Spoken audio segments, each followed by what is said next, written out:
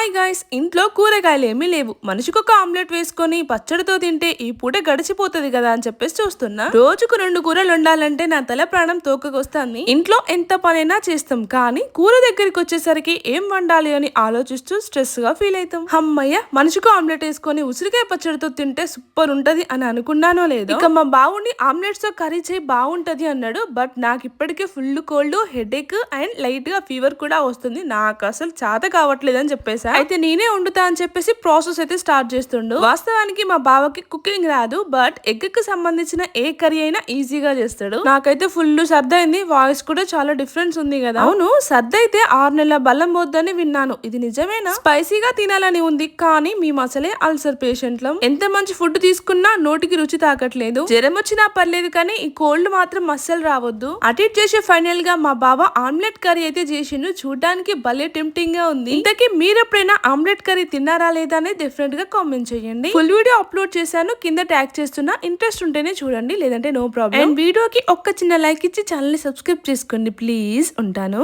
Bye.